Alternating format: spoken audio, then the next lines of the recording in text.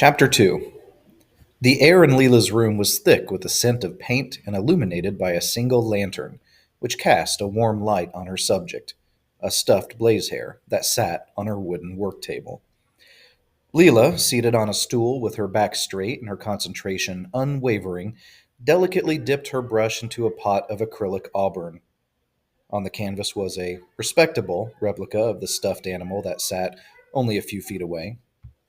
With each stroke of the paintbrush on the canvas, the stuffed blazehare's fur seemed to ignite, flames of red and orange flickering across its form where her paintbrush touched its two-dimensional interpretation. The room buzzed with an energy only known to those who were gifted with the ability to channel magic. Just to be safe, Leela had abandoned the beautiful long shirt and pants, whose turquoise had accentuated Leela's golden blonde hair, and put on a drab eggshell shirt and coarse cotton trousers, both speckled with years of rainbow splatter. With her painting attire on, she looked more like someone from the Warrens rather than from a noble family from the historic district, though people from the Warrens rarely had time to pursue hobbies like painting. Lounging on a pile of plush bed cushions, her best friend Zara gazed at her friend's work.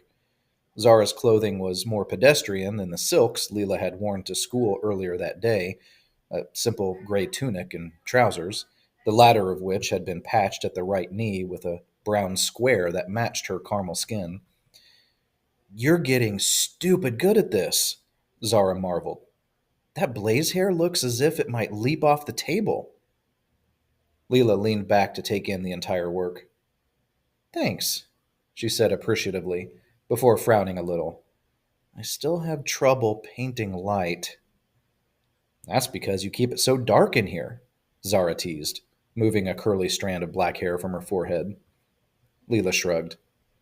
"I like the contrast." The artist tilted her head, inspecting her rendition of the blaze hare's long back feet.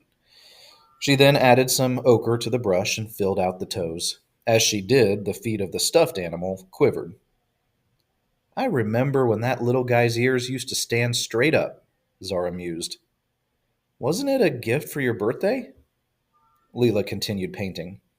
"My sixth or seventh, I think," she muttered absent-mindedly before leaning back once again to inspect the addition. "It's definitely been loved," she smiled. "Speaking of love," Zara began with a mischievous smile, "I heard Alessio's been talking about you." Leela gasped and turned on her stool. "No, you didn't." Zara nodded. "In rune scribing class. Apparently he really likes your proxy." She gestured to the painting. "That wasn't my choice or anything," Leela countered. "It's just what naturally happened." "Still, he thinks it's impressive." "It's not like I can make stuffed animals breathe or fix a broken bone." "Yet." Leela lowered her brush and palette. "Honestly, it's kinda dumb. I can only use magic if I haul around an entire paint set? Who else has such a dumb proxy?"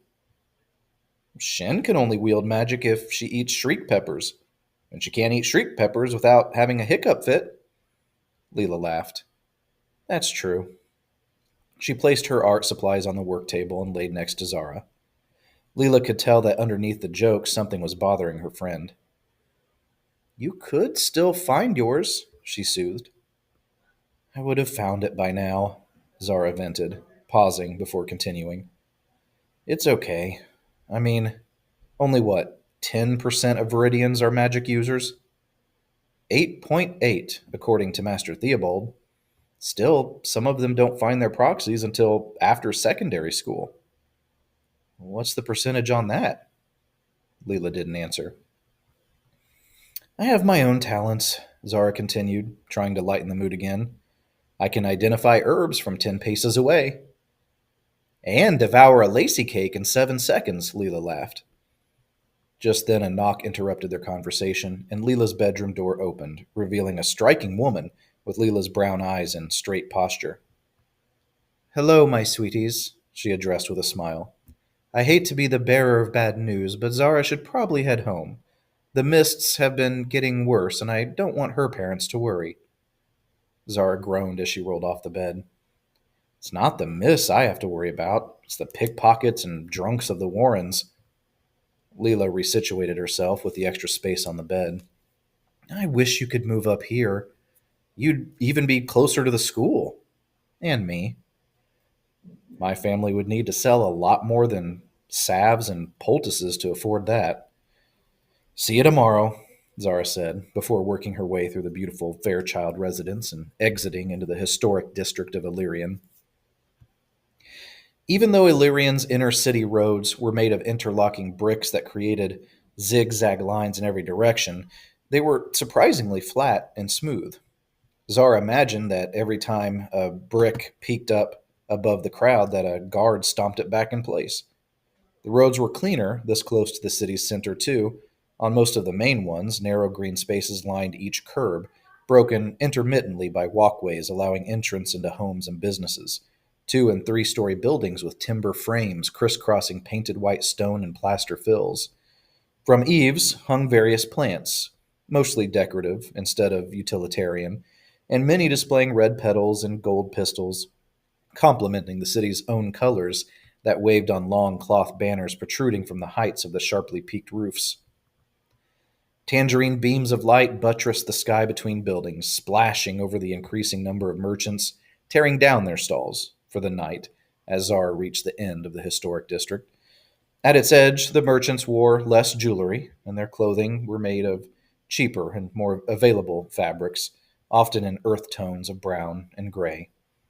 Either that, or earth was actually on them from an abundance of toil and lack of rags. Luckily, Zara lived in the inner Warrens and not the outer, a place inhabited by the unscrupulous people Zara had mentioned to Leela, and a place where even her parents would fear to visit at night.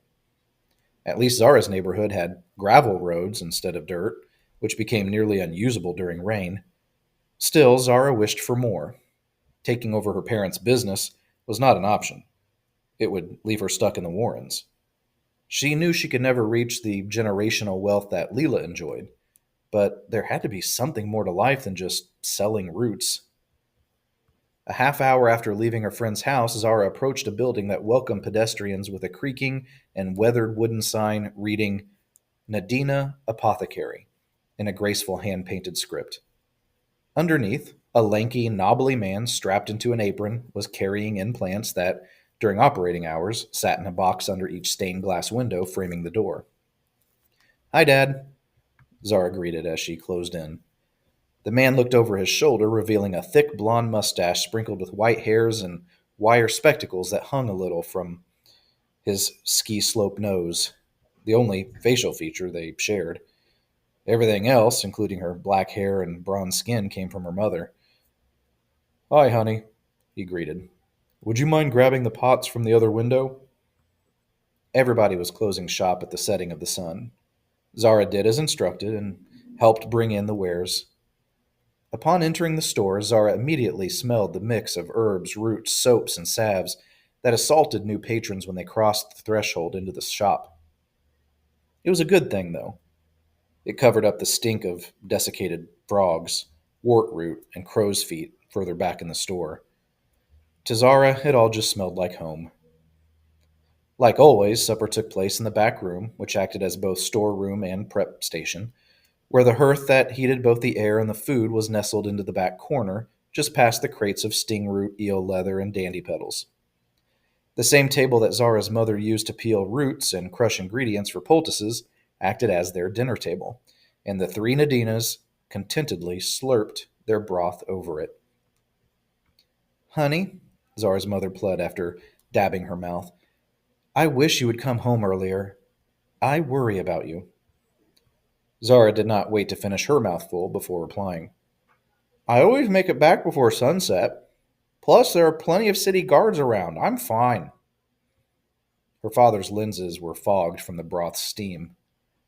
Commander Sharp's guards do a wonderful job keeping the city safe from invaders and shades. They don't need to bother themselves with a young girl who refuses to mind her mother. Sorry, Zara professed, admonished. Her parents worked hard and did a lot for her, and it wasn't their fault that they were just scraping by. She looked at her mother, seeing her own dark features accentuated with her same deep blue eyes. I'll leave Leela's a little earlier from now on. Thank you, Pickle, her mother replied with a disarming smile. She caressed Zara's arm and continued her broth. Is it okay if she comes over tomorrow after school? We need to study for a chronolore test. Sure, her father replied, soup dripping from the mustache above his smile. I'll put her to work unloading a cart. We're still expecting a shipment of blaze hair feet, which hopefully will come tomorrow. Zara ignored the joke. He would never put Leela to work, though she would probably offer anyway. Doesn't that usually come on Wednesdays? It's running late, he confirmed. Not sure what happened.